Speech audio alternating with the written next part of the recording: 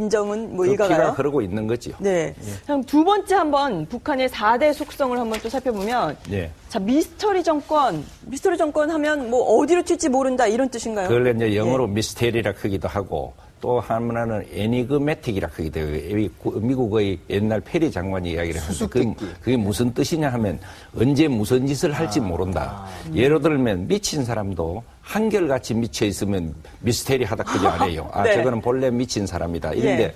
이게 이제 애니그매틱이다 그런 거는 뭐냐 네. 하면 어떨 때는 멀쩡하다가 네. 어떨 때는 갑자기 미치고 아이고. 정말 예측을 할 수 없는 북한을 자주 왔다 갔다 한 사람들은 더 모릅니다. 북한이 어떻게 되는 건지. 그래서 전혀 예측을 할 수 없는. 그래서 이 북한 정권을 두고 기행과 기행이 심한 거다.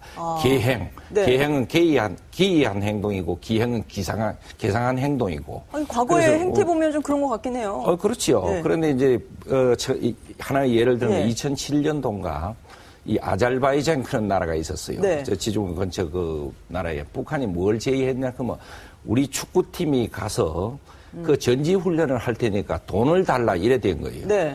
그러면 전지훈련 하러 오면은 장소 사용료를 자기들이 줘야 될 낀데 네. 돈을 달라 이러니까 헷갈린 거예요. 그 나라가. 이게 무슨 뜻이냐. 우리한테 물어온 적이 있어요.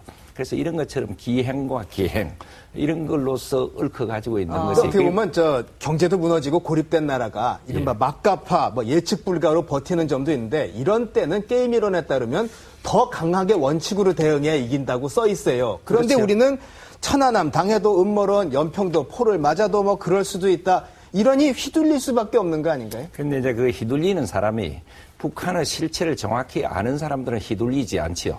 그런데 이제 이게 잘 모르는 사람, 그걸 갖다 저는 영어로 스피리추얼한 헬스가 문제가 된다 이랬는데 이념 건강, 종교 건강이 신통찮은 사람은 이런 데 빨려 들어가는 겁니다. 그러면서 북한이 이렇다 하면 그게 넘어가고 저렇다 하면 그렇게 넘어가고 그래서 정신없는 헛소리 하는 사람들 뭐 요사이도 정치인이 그런 소리 그렇죠. 하는 한 예가 있지요. 이런 사람들은 이념 건강, 소위 그 종교적인 이런 어떤 신념 건강이 조금 병들어 있다. 아니, 우리는 예전에 보면 폭침을 당해놓고서도 싸달라고 그러면 그냥 얼씨구 주고 그렇죠. 그거를 북한이 그런 식으로 얘기를 해도 당연하듯이 우리는 또 받아들이지 않았습니까? 그러니까 이게 제정신 안 갖고 있는 사람은 돌아한 사람하고 같이 있으면 같이 돌아서 이렇게 같이 노는 이런 속성이 있는 것처럼 그래서 종북주의자들을 우리가 이제 걱정하는 거는 저 희한한 집단하고 같이 놀다 보니까 자기들 정신들도 희한하게 자꾸 바뀐